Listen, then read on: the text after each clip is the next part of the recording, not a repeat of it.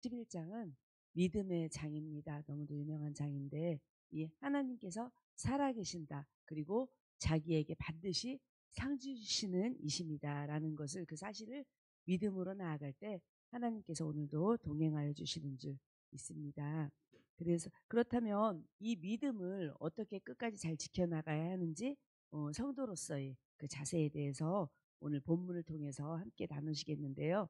오늘 본문에서는 믿음을 향하여 나아가는 그 과정을 경주라고 이야기해 주고 있어요. 경주라고 표현하고 있는데 경주라고 하면 일반적으로는 100m 달리기, 누가 제일 빨리 달리 들어오는가, 아니면은 뭐 또 이렇게 오래 달리기, 마라톤이라고도 하죠. 마라톤은 누가 먼 거리를 가장 빨리 가느냐, 여기에 초점이 맞추어져 있습니다. 세상의 경주는 이렇지만 누가 1등으로 들어오느냐가 중요한데 믿음의 경주는 조금 다릅니다.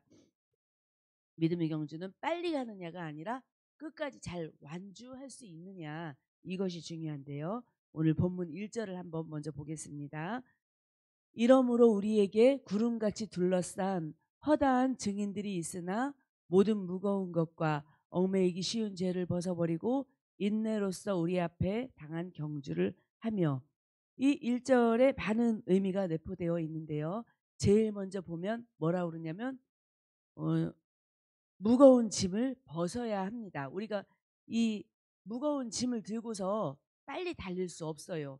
하다못해 짐도 있지만 몸이 무거우니까 또 못 달리겠더라고요. 저는 지난번에 달릴 일이 갑자기 생겼어요. 생전 달릴 일이 없다가 갑자기 차를 타게 돼서 달리게 됐는데 깜짝 놀랐어요. 못 달려서. 못 달리겠더라고요. 숨이 차고 이게 마음만 달리지 달릴 수가 없더라고요. 그래서 이렇게 무거워서는 달릴 수가 없습니다. 빨리 달릴 수가 없는데 또 짐이 무엇이 있을까? 우리에게 무거운 짐이, 이 영혼의 짐이 무엇이 있을까?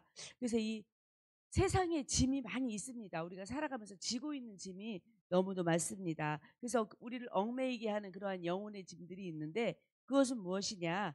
우리가 이 세상을 향해서 포기하지 못하는 것들이 있습니다. 우리 명예, 이렇게 좀 남들한테 좀 부해 보이고 있어 보이고 권력도 좀 있어 보이고 이런 것들을 포기하지 못하고 때로는 우리의 욕심들이 있습니다. 사실은 알고 보면 다 욕심에서 시작되는 것들이 이렇게 문제들을 만드는데, 우리가 가지고 있는 탐욕들이 있고 인간관계에 있어서도 그렇습니다. 조금 더 가까워지고 싶은 욕심이 있고 조금 더 많은 사람과 사귀고 싶은 욕심이 있고 그러한 것들이 내 안에 있기 때문에 무거울 수밖에 없어요. 그런 생각을 하니까 하나님보다 중요시 여기는 것들이 우리의 삶 속에 반드시 있단 말입니다. 그러다 보니까 그것들로 인해서 얼가매다 보니까 우리는 발걸음을 떼기가 힘든 것입니다. 그래서 또 더불어 또 무엇이 있냐? 미처 다 회개하지 못한 죄악들이 우리 안에 있습니다. 살아오면서 지었던 마음속으로나 우리 육신으로나 이렇게 지었던 죄악들을 다 회개하지 못한 것들, 그러한 것들을 낱낱이 생각날 때마다 죄들을 주님 앞에 아뢰고 회개해야 합니다. 그것이 우리의 영혼의 짐들을 벗어버리는 것입니다.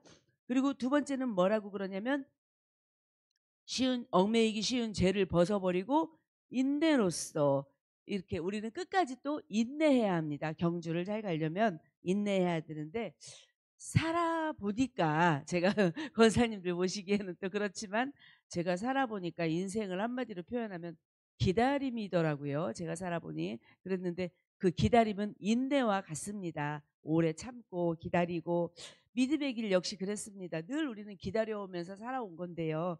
믿음의 길도 역시 그렇습니다. 믿음의 경주는 일반 경주와 다르게 이렇게 빠르고 늦고 이게 중요한 게 아니라 목적지에 안전하게 잘 도착하는 것이 중요합니다. 중간에 다른 갈래길을 갈 수도 있어요. 곁길로 갈 수도 있어요. 다른 길을 선택할 수도 있고, 그렇지만 또 이렇게 요동할 수 있어요. 이 길을 꼭 가야 하나? 꼭 여기가 맞는 길인가? 이렇게 막 요동할 수 있지만 포기하는 것이 아니고 목적지까지 완주해야 합니다. 제대로 완주해야 하는 것입니다. 그래서 때로는 우리 가는 길 가운데 꼭 힘들고 어려운 일들이 찾아오게 돼 있습니다. 고난이 찾아오게 되어 있지만 다른 길로, 이 길로 갈까 저 길로 갈까, 이 다른 길에 현혹되지 않고 목적지까지 나는 반드시 갈 수 있어, 나는 그 길을 갈 수 있어 라는 믿음을 가지고 인내함으로 잘 달려나가야 합니다. 갈라디아서 6장 9절에서는 우리가 잘 아는 말씀입니다. 우리가 선을 행하되 낙심하지 말지니 포기하지 아니하면 때가 이름에 거두리라. 사실 저도 이 말씀을 붙들고 여기까지 왔습니다. 수시로 이 말씀을 되뇌일 때가 많습니다. 때가 이름에 거두리라. 아, 오늘도 아닌가 봐. 오늘도 아닌가 봐. 이렇게 하면서 마침내 때가 되면 이루리라 라는 이 믿음의 말씀을 붙들고 여기까지 왔습니다. 그래서 때로는 우리가 끝이 보이지 않을 때가 너무 많죠. 끝이 보이지 않고 낙심될 때도 있고 절망될 때도 있고 무너질 때도 있습니다. 그러나 포기하지 않고 기다리면 반드시 거두게 하는 하나님이십니다. 2절에 한번 보실게요. 2절에 보십니다. 믿음의 주요 또 온전하게 하시는 이인 예수를 바라보자. 그는 그 앞에 있는 기쁨을 위하여 십자가를 참으사 부끄러움을 개의치 아니하시더니 하나님 보좌 우편에 앉으셨느니라.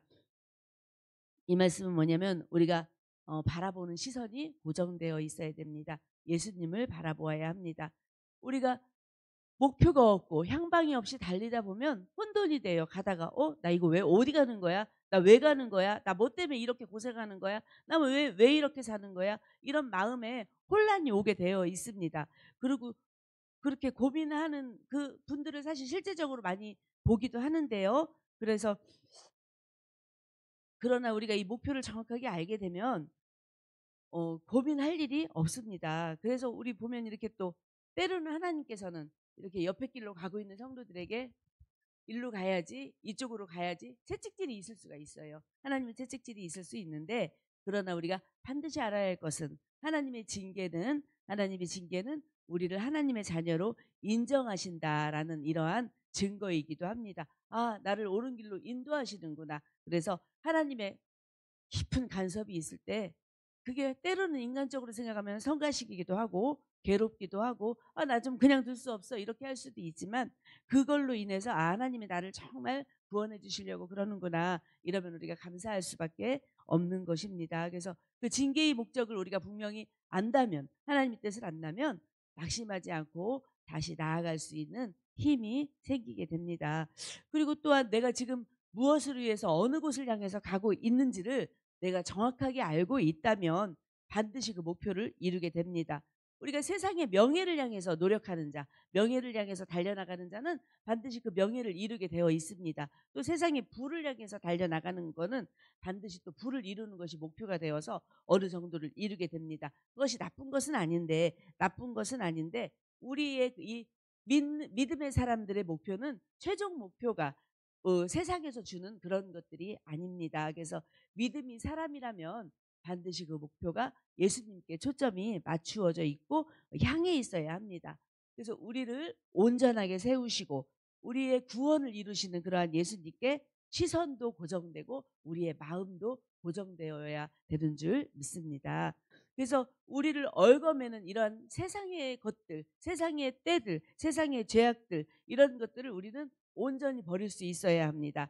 그래서 십자가에서 어떻게 버려야 하느냐, 나만 겪는 고통인가 봐 이렇게 우리가 힘들고 어렵게 생각할 수 있지만, 십자가에서 고통 나가신 예수님의 고통과는 어느 것도 비교할 수가 없을 것입니다.